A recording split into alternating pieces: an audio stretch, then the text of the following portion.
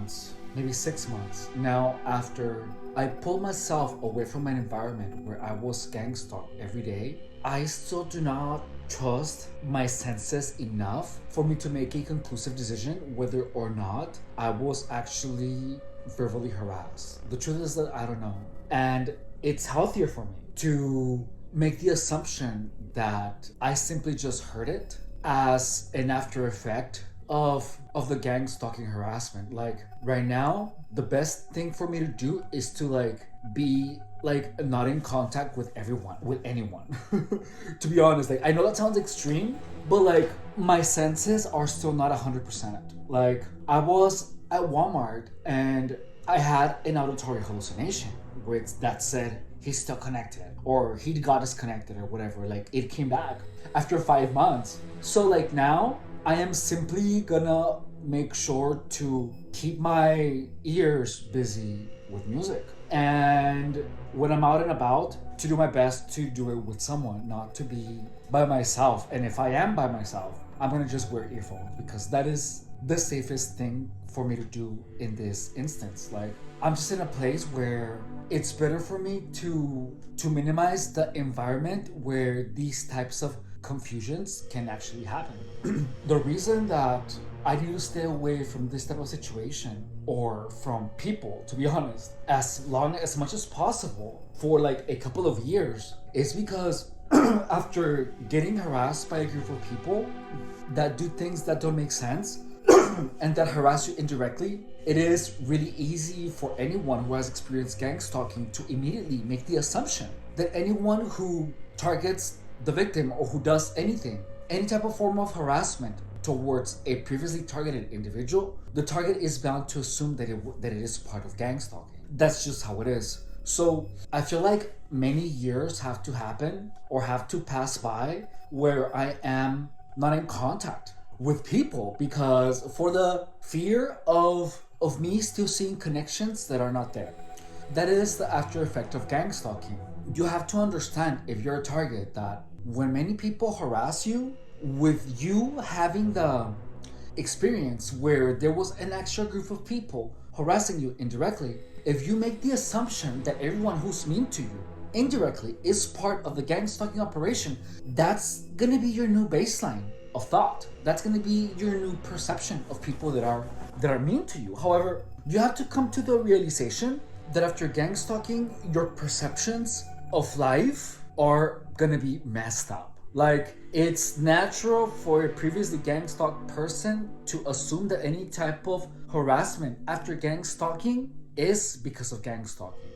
Even though some things are undeniable, someone calling me crazy, went on a walk, it's undeniably gang stalking harassment. But I was gang stalked for so long that I've had to teach myself to not give it importance. So this was the hardest thing for me to ever do psychologically, because there was a point where I was literally made to hear things produced by my head, in addition to actually experience things said by other people. I am not far enough from the intense gang stalking operation yet for me to make any type of conclusive decisions. So I have to let it go and tell myself, the truth is that I don't know. Now that it happened, and it happened yesterday, I'm really unsure, to be honest, if that was something that my mind made up. That I really don't know, And I don't feel like my mind has healed enough yet for me to be able to make a conclusive decision. So I'm gonna just let that be,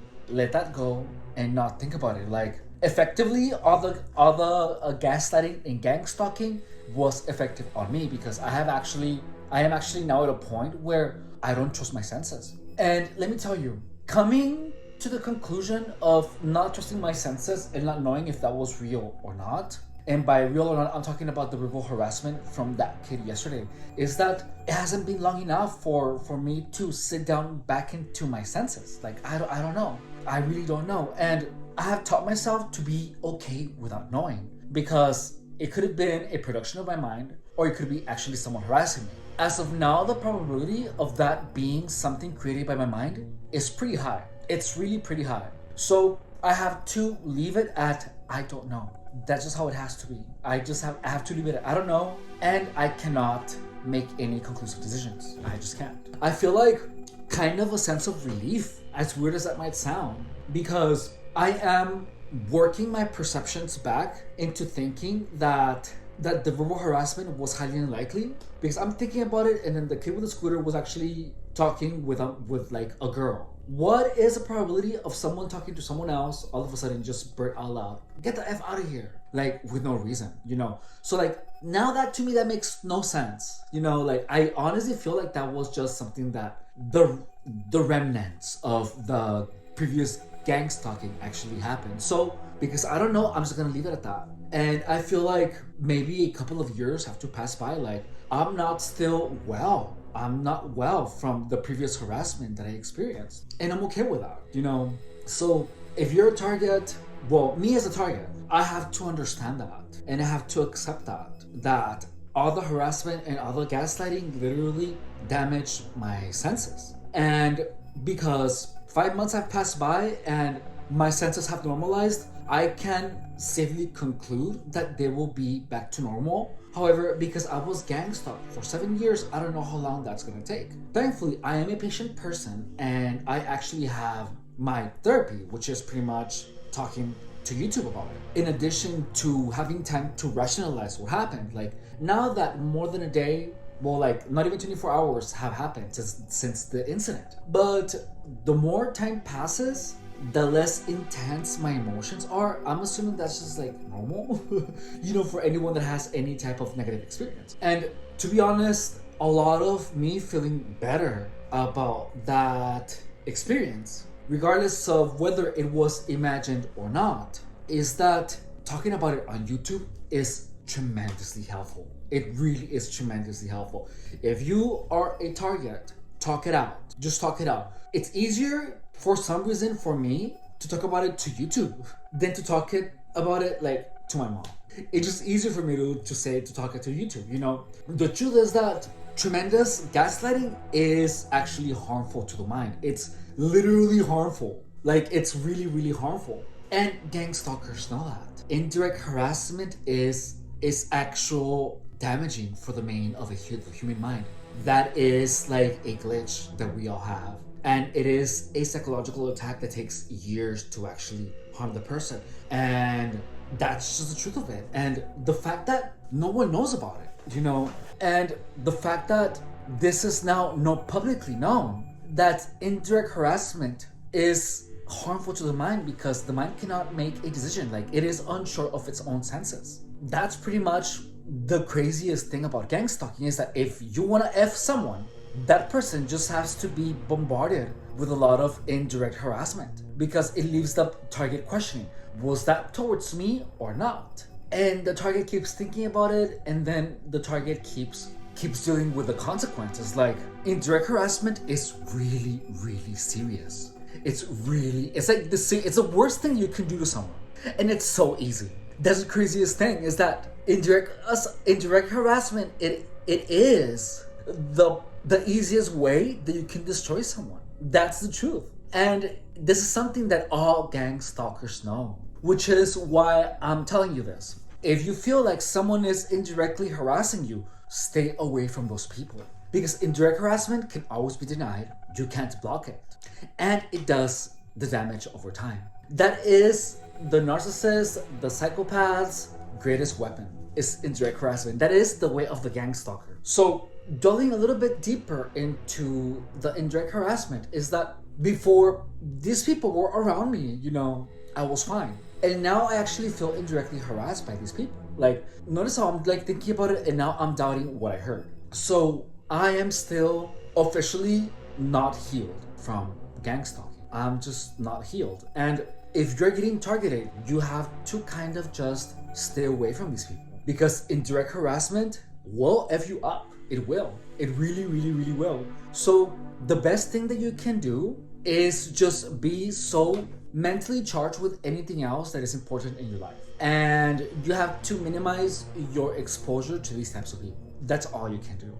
That's literally all you can do. As of now, I am following my own advice, where it's like, okay, keep your mind busy. I'm thinking about Pikmin, I'm thinking about Bayonetta, I'm thinking about the Nintendo Switch 2, I watched the Nintendo Direct, I have some pizza. I'm keeping my mind busy. Oh, and I'm doing YouTube videos. So indirect harassment is literally the worst thing any human being can do to another. It really is. I really don't think that there's actually a solution to gang stalking. Like, I really don't think so. Because it's indirect harassment, you can't prove it after you're being harassed for a while. Like, if you don't have enough time in between gang stalking, indirect harassment, you cannot make any type of conclusive decision. So if you are continuously attacked with these things without actually being able to settle down your emotions, to calm your mind down, and you are continuously attacked indirectly, that's gonna mess your mind up. That's gonna mess your mind up. That, gaslighting, indirect harassment,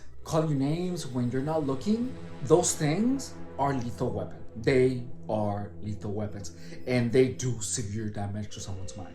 That's the truth. And people typically don't know that. I didn't until after I was gang stalked. So I was gang stalked for 7 years. I was bombarded with indirect harassment, and I'm fine, and I can still enjoy my life. And it has actually stirred for the better. Like, I'm good. You know, like, it's like I'm getting my abs back. I'm in my house. I have plenty of entertainment, and I work from home. Also, I have a lot of cameras in the house.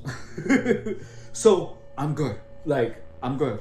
But this is one of the things that has to be known by the public, is that gaslighting, indirect harassment, and saying things behind your back when you're not looking is the worst type of damage that you can do to someone's mind. In addition to manipulating people into indulging in self-destructive behavior. So the best solution that I see as of now is to literally structure my schedule to the point where I don't see any of these people that have been constantly harassing me. Even if I feel like they're harassing me, even if I meet just my own perspective because of the after effects of gaslighting at the O'Reilly Auto Parts in Imperial Beach and the harassment that I experience in there, even if it's that, the only solution that exists is to be in such a position where none of that can actually be done to me. And that's all I can do. That's it. That's all I can do. And I'm okay with that. I'm okay with that because now we know the primary weapons of the enemy. We know what they consist of. And now you're getting a first-hand testimony of what it does to the mind, how I feel about it, how a target feels about it, about the after effects. And look, I don't want to think of myself as some type of martyr. I'm not full of myself like that. But I think that it's really good to actually have a first person or an immediate perspective, for lack of a better word, of some of the effects that this type of harassment actually causes on someone's mind. Right now, this is kind of therapy for me too, because I talk about it, I talk how it makes me feel, what it makes me think, and the best solution that I could come up with. That's all I can do. As long as my life keeps moving forward, as long as I keep making money, as long as I have peace of mind, 99.99% of the time, I'm good. That's fine. That's a battle I can fight. You know what I mean? Like, I'm good with that. Right now, I'm just hoping that enough time happens between encounters of gang stalking harassment so that my mind has actually time to heal and my perceptions settle back into normalcy. I'm sure that it's just a matter of time before I stop feeling the sensations on my foot, before I accidentally hear voices, you know? Like, I don't hear like voices. I just hear like the echoes of the voices that I used to hear, you know? But that is enough for me to actually question whether I was just harassed by a damn kid on a scooter or not. Right now, I am actively trying to push on the normalcy narrative where not everyone that is harassing me is a gang stalker, because the world is filled with weird people, with crazy people, with psychopaths. I know that, you know? So right now I have to untie my mind and go back to where people are just weird and I stop this gang stalking narrative. Even though the narrative exists, it's really real. I lived it for 7 years. I know what it is. I've experienced it. And the gang stalking narrative is never gonna be as bad as it was before because I began to understand the weapons.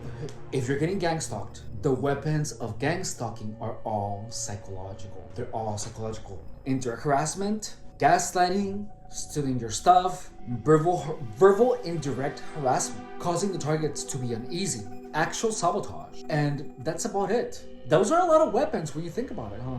Oh, and manipulation into self-destructive behavior. So That's 7 weapons. So those are the 7 weapons of gang stalking. So if you are getting gang stalked, the thing that you have to know is be aware of these weapons, of these psychological weapons. The only reason that I'm not a disaster anymore is because I understood what the weapons were. The lack of knowledge of gang stalking weaponry is what makes it so lethal. And in order to beat this, you have to structure your life in such a way that the bombardment of these weapons is minimized as much as possible, where it's so little that it has no power to create the gang stalking narrative in your life. That's it. But you have to know what the weapons are. So if you're getting targeted, watch your belongings.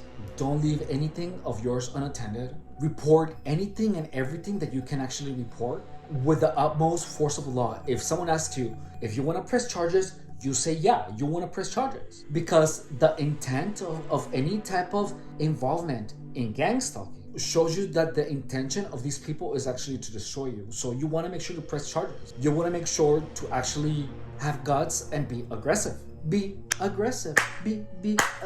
No, you actually have to defend yourself. And if this person for some reason gets caught, you want to make sure that they get what they deserve, because they're trying to give you something that you don't deserve. You are being aggressively attacked, and the intent of these attacks is literally to destroy the target. So you want to do as much as you can so that doesn't happen. Subscribe if you haven't. My name is Efren Rodriguez, and I was gang stalked for 7 years. As of now, there has been 5 months since I have structured my life in a way that discombobulate the gang stalking narrative. As of now, I am on the phase of the post-heavy gang stalking phase, where I am trying to start perceiving gang stalkers as just weird people, where the harassment has nothing to do with a group. I don't know if this is gonna work, but this is how I believe that the healing of a mind of someone that has been gang stalked for so long can actually heal completely. And that is by reversing the perceptions to before gang stalking was a thing, where you don't see the gang stalking anymore. The fact that I see it tells me that my perceptions are still messed with. They're still messy. And as of now, I'm actively returning them back to normal. Gang stalking is a war on someone's mind where a group of people try to make someone go crazy. And this gang stalking has a lot of weapons that are not well known. In this channel, I dispel all the myths of gang stalking. I tell you their weapons, their secrets, tell you everything there is about to know about gang stalking, with the intent of informing yourself, of informing you, not only of the gang stalking weapons, but also on how to actually protect your mind from these weapons, to such an extent that you can actually defend yourself and not fall victim to gang stalking. Also, I ask of you to share the content of this channel, because it is only through exposing everything about gang stalking that gang stalking can actually lose its power. We have to change the narrative where everyone sees anyone that is gang stalking someone as a psychopath, because that's the truth. Everyone has to start perceiving gang stalkers as weird psychopaths, to the point where we are disgusted by them, because they are disgusting people. I feel like if all targets change their perception of seeing gang stalkers as harassers, and instead just look at them like, ew, weird, what a weird psychopath, telling someone that he's never met before, or being so aggressive towards someone that you don't know, that is being weird. That's weird as hell. And us targets, for some reason, well, not for some reason, but we see gang stalking as something so all-powerful, but that's because we don't know anything about it. If a gang stalker harasses a target, I want to be able to be like, ew, weirdo. You know what I mean? And don't think much about it. That's the healthiest thing that anyone can do. If someone calls you like whatever, it's like if you're walking on the street and a homeless person that is all messy and dirty and filthy and calls you an a-hole, and what your first thought is, ew, weird, and you don't think much about it. That is exactly the same type of perception that we have to have of gang stalker, so that so that what they do has no effect on the target. The fact that we give gang stalking harassment so much importance is what makes it powerful. If other targets just be like, ew, weird, why are you putting so much effort into getting my attention? Ew, weird.